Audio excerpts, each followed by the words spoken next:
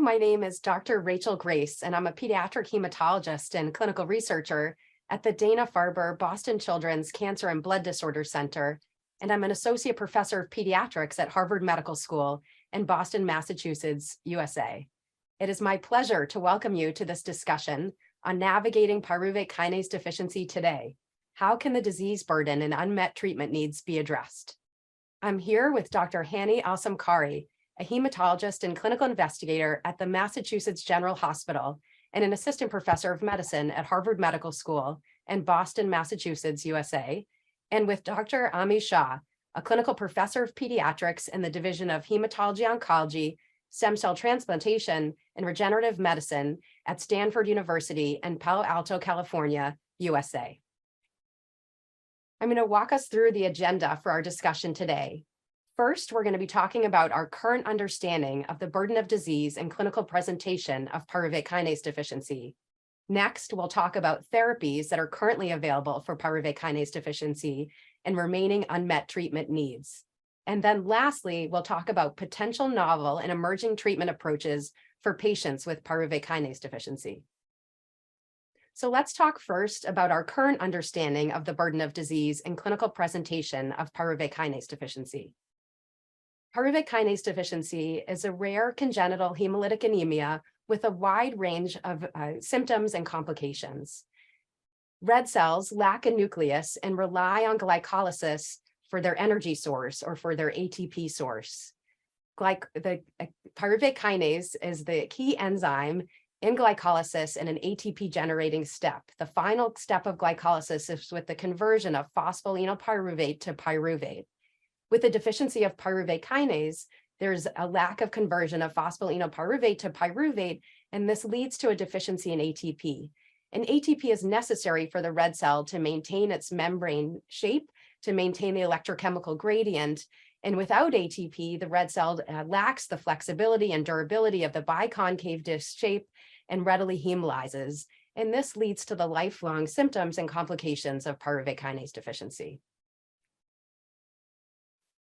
Pyruvate kinase deficiency is rare, and the actual prevalence is unknown, but the estimated prevalence is on the order of 3 to 8 per million people. It's a condition that affects both males and females, and although it's a congenital or genetic diagnosis, the age of diagnosis can be quite variable because the symptoms are variable of pyruvate kinase deficiency. So this should be on the differential diagnosis for any patients who present with a hemolytic anemia. Pyruvate kinase deficiency is caused by homozygous or compound heterozygous mutations in the PKLR gene. And there are over 400 pathogenic mutations that have currently been described. Pyruvate kinase deficiency leads to a wide range of symptoms and complications and can negatively impact patient quality of life. Due to chronic hemolysis and an ineffective erythropoiesis, there's a wide range of symptoms and complications that patients with pyruvate kinase deficiency can experience. And these occur both in patients who receive transfusions and in those who don't receive transfusions and even have never been transfused. Some of these symptoms and complications are listed here, and I'll just highlight one of the under-recognized complications of pyruvate kinase deficiency is iron overload. And that can occur even in patients who are not transfused or have never been transfused. And so this is an important consideration and something that's very important to monitor for in patients with pyruvate kinase deficiency. In addition, these patients are at risk for low bone density and for gallstones, which are key complications to monitor for in patients.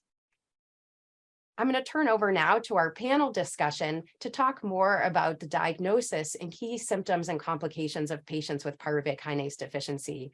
And I'll turn first to Dr. Al-Samkari to talk a bit about who should be screened for pyruvate kinase deficiency and how is it best diagnosed. Is there an algorithm that you use for patients when you're seeing them in clinic who present with anemias, and what are the challenges with the algorithm or diagnostic evaluation that you consider? Absolutely. Thanks, Dr. Grace. Great questions.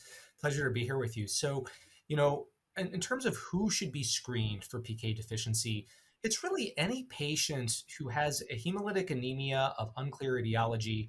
I'm speaking from the perspective of an adult hematologist, right? And so My pediatric colleagues like yourself and Dr. Shah tend to pick up most of the diagnoses before they get to me. But with PK deficiency in particular, because it's not something that everybody thinks about, I've actually made the diagnosis in patients who are in their 30s, 40s, 50s, which is kind of remarkable for a hereditary hemolytic anemia like this. If somebody comes to you and they have this unclear hemolytic anemia, it's really important that you move beyond the sort of typical testing that we do, looking for common things like autoimmune hemolysis and other acquired anemias and common hereditary anemias, and look for rarer things, right? Look for things like PNH, look for things like pyruvate kinase deficiency. That enzyme, PK enzyme testing, I think is appropriate to include in anybody who, you've gotten through that typical standard battery of first and second line testing for the hemolytic anemia and you still don't have a diagnosis. I think the important thing to recognize is your diagnostic tools and the pitfalls of those tools. So I just mentioned PK enzyme activity. PK enzyme activity is not perfect. If somebody has received a transfusion of red cells within 60 to 90 days from the time you're checking the PK enzyme activity, it may be falsely normal or falsely elevated from those cells that came from someone else.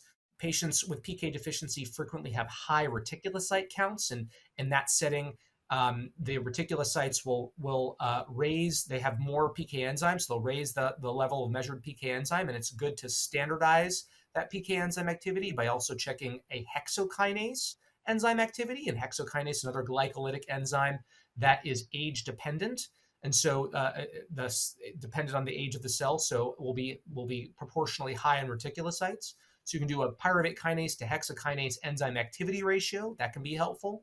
But ultimately, we also want to get genetic testing in these patients. Oftentimes, enzyme testing is a good first step. It's not going to pick up everybody. I will always use a combination of both enzyme testing and genetic testing, exon sequencing of the PKLR gene in order to diagnose patients. Thanks very much. I think too, in terms of thinking about the pediatric presentations, just to add to what you had mentioned already about the adult presentations, I think it's important for people to recognize how babies or newborns might present. And then after birth, there's the common presentation of having indirect hyperbilirubinemia in the first 24 hours of life and needing phototherapy or even an exchange transfusion. But there's also presentations with pyruvate kinase deficiency in newborns that can be fulminant, can be very severe and be hard to recognize as presentations of pyruvate kinase deficiency. So these can be babies that have hyperferritinemia, have low platelet counts in addition to their anemia, have an enlarged liver or spleen, can have pulmonary hypertension or coronary disease. And so these are important to recognize in the neonatal period where there's a wider differential diagnosis, including metabolic diseases or infection, but rare anemias like pyruvate kinase deficiency need to be on the list and likely be diagnosed even with genetic testing at that time. So that's an important presentation also to recognize. For our second question, Dr. Al-Samkari, again, what type of monitoring is important in patients with pyruvate kinase deficiency, and how do you think about the monitoring at different ages? And do you feel the monitoring should be different in patients who are transfused versus non-transfused? That's an excellent question. For adults with PK deficiency, it's important that we screen for gallstones. It's very common for patients who have chronic hemolytic anemias, right, to have a biliary disease and gallstone disease. Patients who get splenectomies will often get a cholecystectomy at the same time. That's true for pediatric patients as well. In terms of other screening, it's really important to screen for iron overload. Everybody with PK deficiency should have screening for iron overload. If someone is not getting regularly transfused, you can get away with checking a ferritin once or twice a year. You can get a liver MRI for iron quantitation sometime in early adulthood just to see what the status is. If somebody is being regularly transfused, and especially if they're on chelation therapy, we're looking at regular ferritin measurements every 3 to 6 months. We're looking at regular iron quantitation MRIs of their liver. We may also consider iron quantitation MRIs of their heart, depending on the patient and depending on the potential severity of that liver iron overload. Patients with PK deficiency, like patients with thalassemia, have rather high rate of osteopenia and osteoporosis from very young ages sometimes. So I recommend screening at age 18 with a DEXA scan. You might think, wow, that's really early. By mid 30s, about 3/4 of patients have evidence of reduced bone density. So it's important that we pick up on this early. We encourage vitamin D and calcium supplementation, resistance exercise to build bone mass. And we shouldn't hesitate to use osteoporotic medications, even in our younger patients who have developed significant bone density decline. But that's kind of the sort of health maintenance and the kind of screening approach that I think of in adults with PK deficiency. A lot of that obviously relevant to kids, but happy to hear your thoughts as well on how you might do things a little differently in kids. The same as what you've just listed is really true for children as well. I think one key difference with young children is that it's difficult to do some of the iron monitoring like MRI, T2 star iron monitoring in young children because sedation is needed for MRI studies. So if a child's not being transfused, we often wait until they're older to monitor iron in that way if we see that the ferritin is rising. Dr. Shah, I'd like to ask you the next question. If pyruvate kinase deficiency is suspected by a neonatologist or a primary care or non-specialist clinician, who should the patient be referred to? Yeah, that's a great question for the audience. And as both of you and Dr. Al-Samkari have already discussed, PK deficiency can be challenging to diagnose. So in terms of really making sure the diagnosis is clear and you don't have false negatives, these patients really should be referred to either a pediatric hematologist, depending on their age, or an adult hematologist, so that the diagnosis is very clear and straightforward based on the enzyme activity as well as the genetics. And these patients, as you guys have both discussed, have a lot of complications that need to be monitored in terms of their iron, in terms of their infectious status, gallbladder. And so they need to be followed by a pediatric or an adult hematologist long term in partnership with their primary physicians as well. These patients are rare. These patients are complicated. They can have a lot of different issues going on and everybody may not fit the same mold. So it's really important that they're followed in a comprehensive center. Thanks very much. And then lastly, I'd like to ask Dr. Al-Samkari, are there biomarkers that could indicate the clinical severity of PK deficiency? So as Dr. Shah mentioned, when patients are referred to a hematologist, including young patients, what can be explained, if anything, based on biomarkers for that patient that might influence treatment decisions or may help in terms of overall prognosis or complications to expect? Yeah, excellent question. Thank you, Dr. Grace. So this is it's just as important here to know what things could predict more severe disease as what things don't predict more severe disease, right? So with an enzyme deficiency, you might think, well, the worse the PK enzyme deficiency, the worse the activity, maybe the worse the patient will be. And it turns out that that is not the case. Patients can have rather severe disease and their enzyme activity is measured only slightly below normal, and it can be really low, and they may not have very significant hemolytic anemia. So it interestingly does often not correlate with the severity of disease. Thing that does, that certainly can, not for everybody, but certainly can, is the nature of their mutations. Non-missense mutations tend to, but not always, be more drastic in terms of phenotype. So patients who have two nonsense mutations may have a more severe phenotype. They may have a lower hemoglobin at baseline. They may be more likely to need regular transfusions and ultimately iron chelation than those patients who have two missense mutations. And people who have one missense and one non-missense will often fall in the middle. But one other thing I'll just say, just as I think an important note and something that's interesting and different about this disease, is just that hemoglobin does not necessarily correlate with symptoms between patients. Okay, so what do I mean by that? I mean, a patient with a hemoglobin, you have two patients with PK deficiency that have a hemoglobin of 8 at baseline. One of them is miserable, tired all the time, and needs regular transfusions. The other one's okay. But between patients, we don't have a threshold to say, oh, above 7 or below 7, we do or don't transfuse.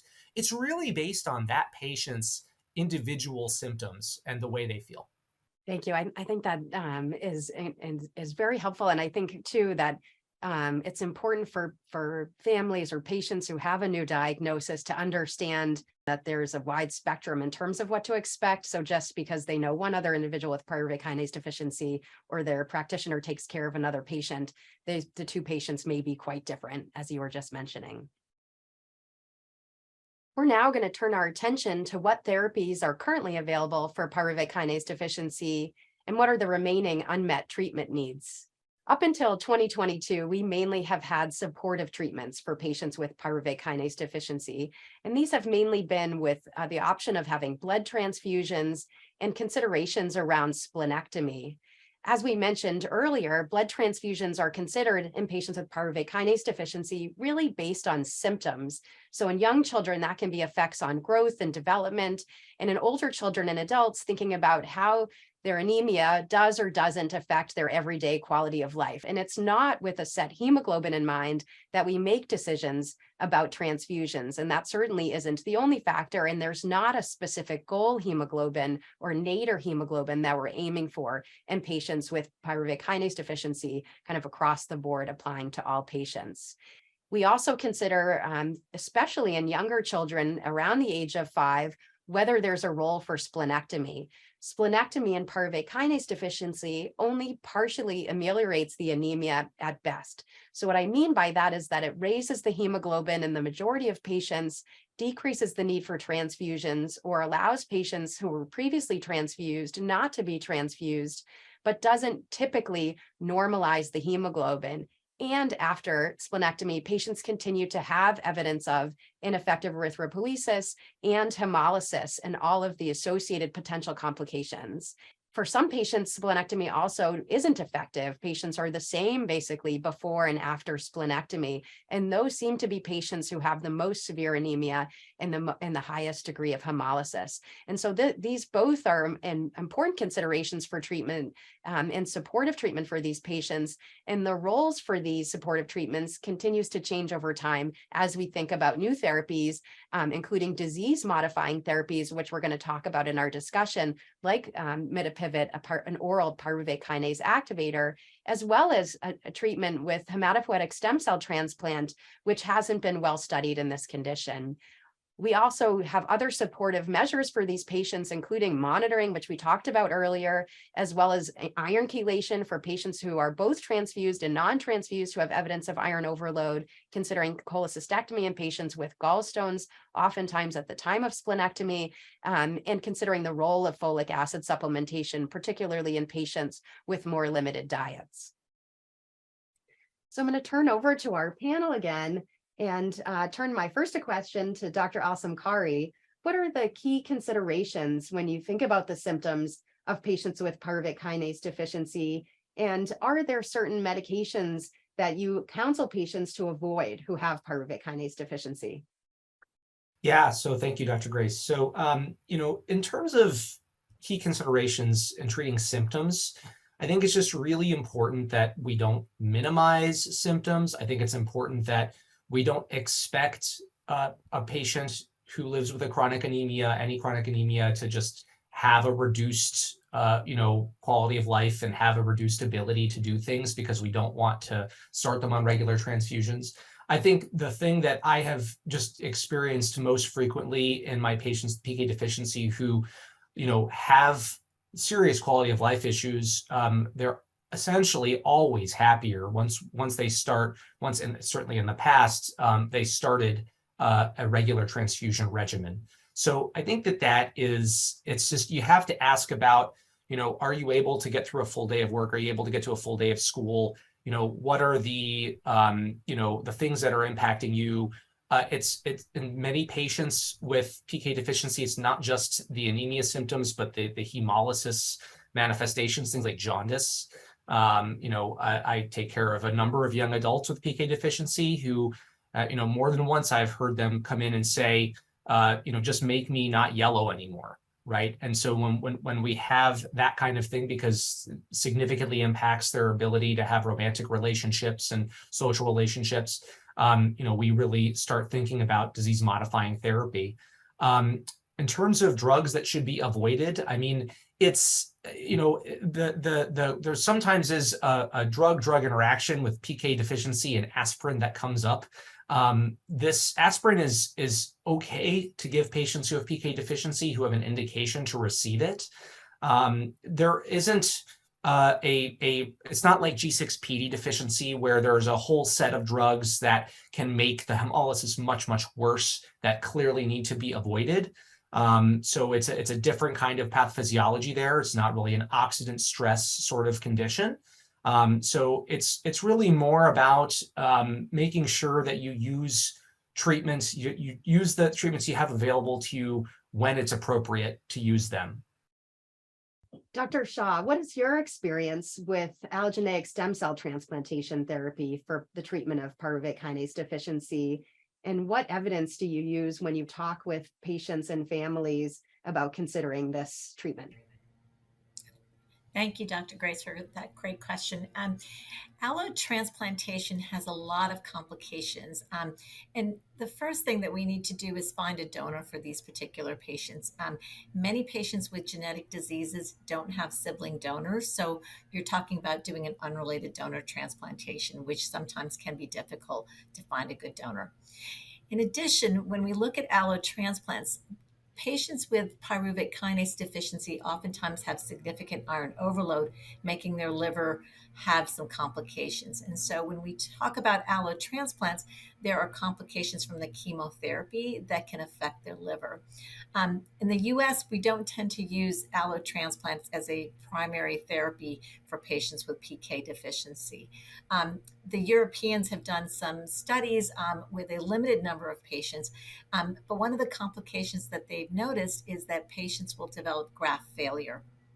And what that means is that the new stem cells don't work because they oftentimes are eaten up by the spleen, or they've developed complications from either liver toxicity due to the chemotherapy. So although it can be potentially used, it's not our primary therapy that we would offer to a family as one of the least complicated therapies that should be offered.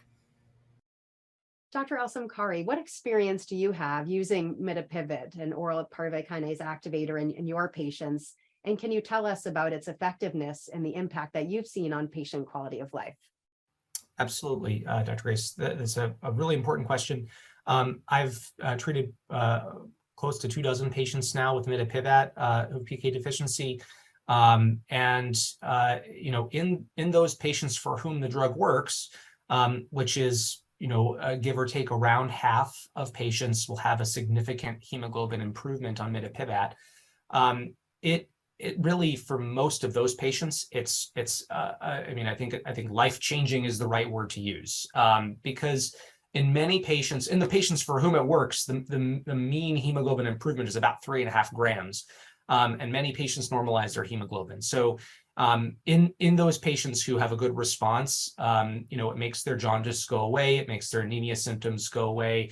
I've had many patients, tell me that they've never felt like, they never knew what normal felt like until they, had a normalized hemoglobin. So, this is a targeted therapy, revs up the PK enzyme, and in those patients who have mutations in their PK enzyme such that they're likely to be responsive to mitapivat, in other words, at least one missense mutation, and the missense mutation is not the R479H mutation, then it's certainly reasonable to try and clearly improves quality of life, as was seen in the randomized trials. And patients who are transfusion dependent may be liberated from transfusions and can enjoy many, many dramatic benefits as well. Thank you. And have you seen safety concerns yourself, or are there safety concerns about mitapivat? And are there drug interactions that people should be aware of who are prescribing this medication?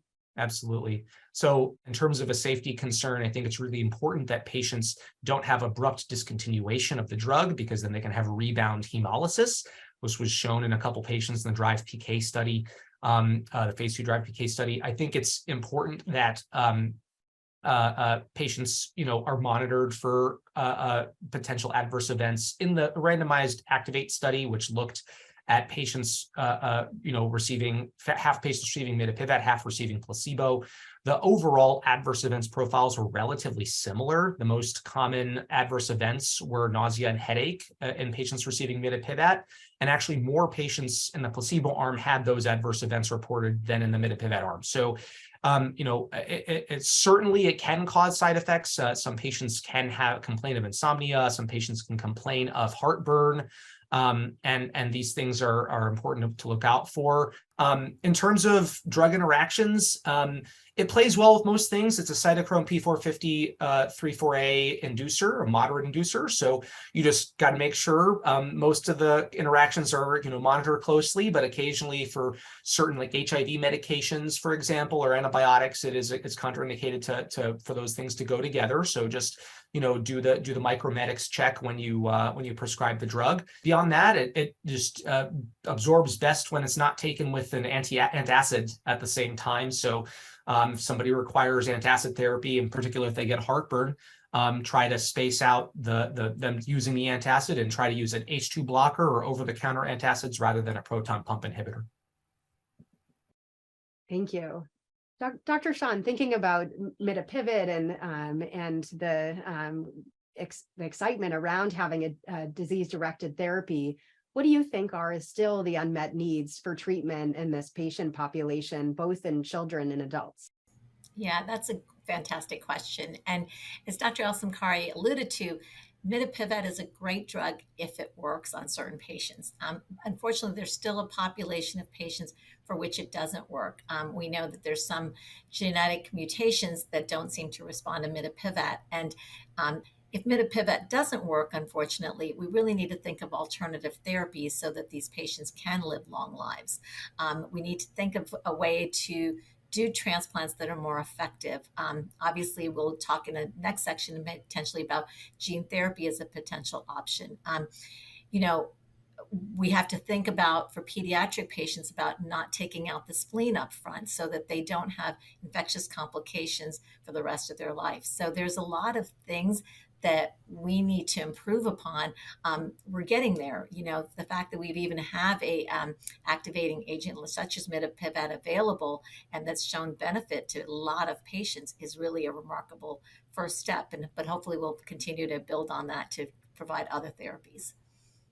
Thank you.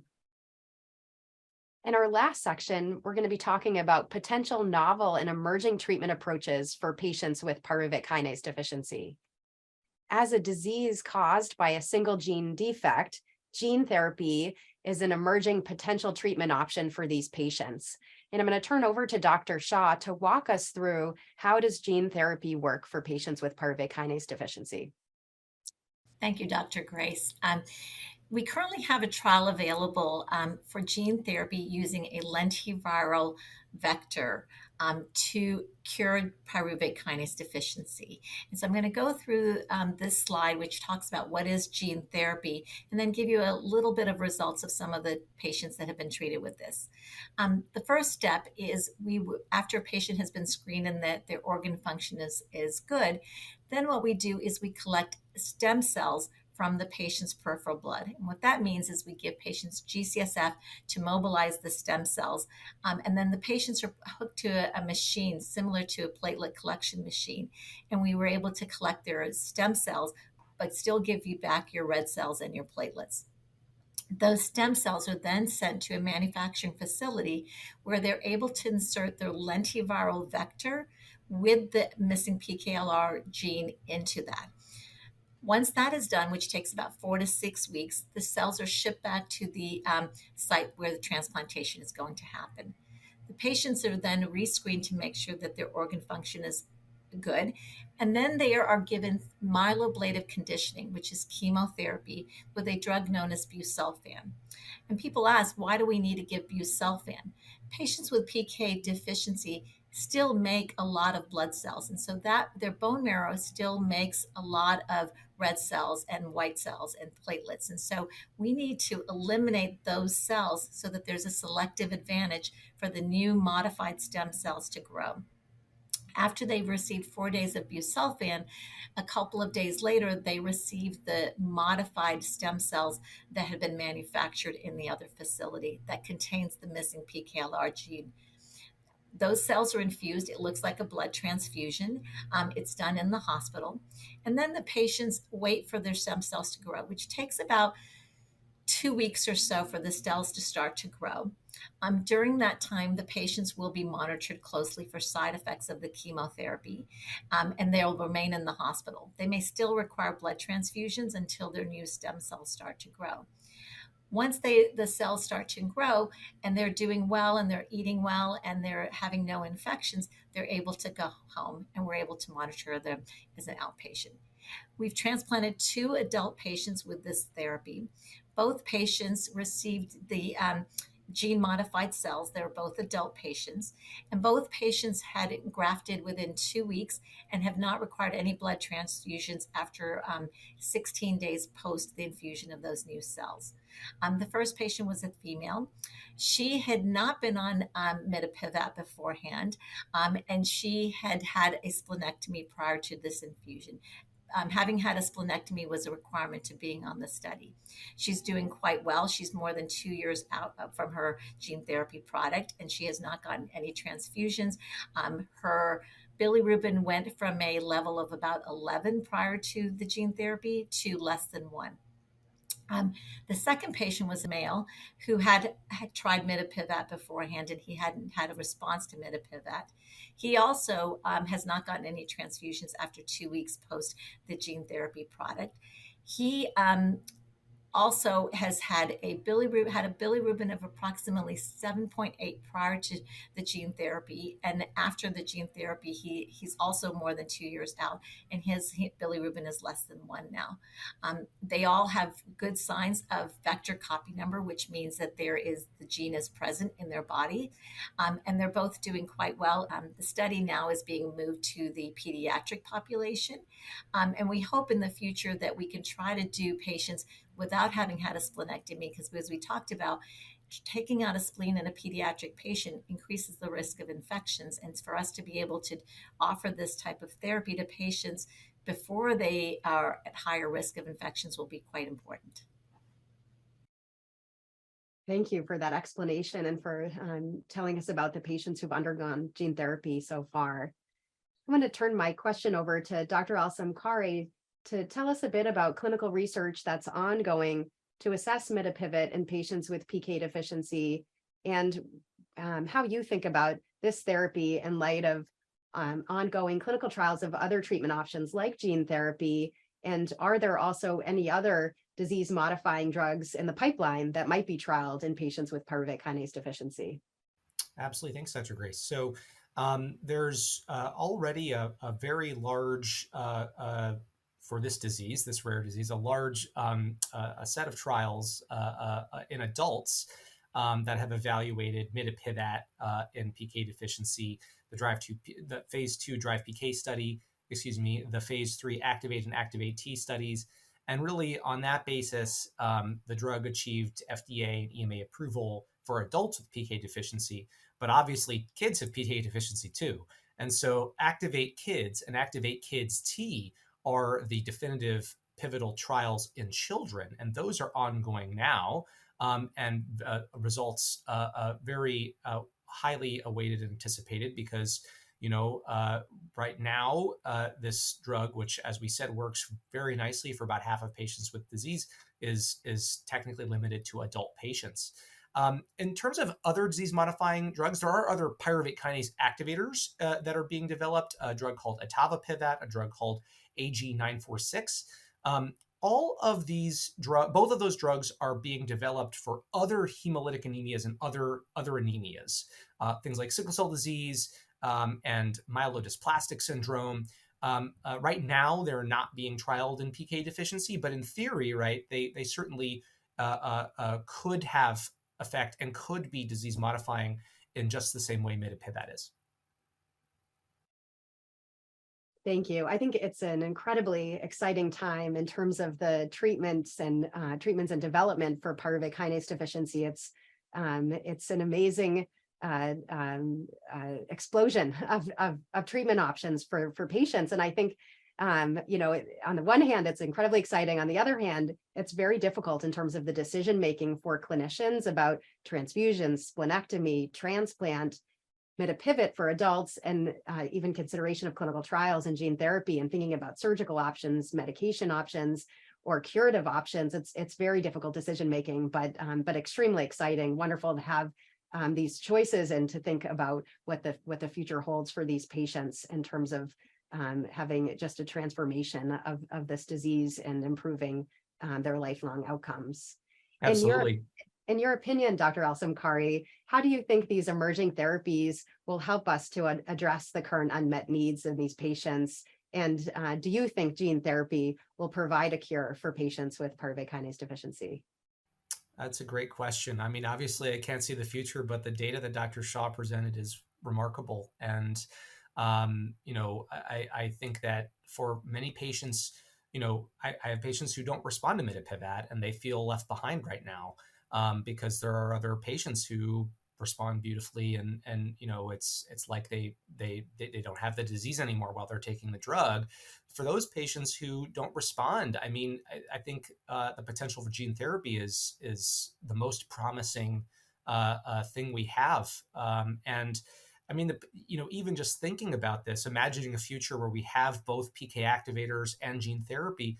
I mean, what a great problem to have if, you know, you're a child, you know, or parents of a child that has this disease and you're trying to figure out how, you know, how to best address it. I mean, we've gone from nothing a few years ago in terms of disease modifying therapy, only supportive therapy and splenectomy and things like that, to now potentially having options for this rare disease, which that was inconceivable, I think, even just a decade ago. So I think that this is really an exciting time. I agree with you. And there's no doubts that that should gene therapy be successful, and it looks everything suggests it will be, that our patients just benefit our patients. They'll have some great options.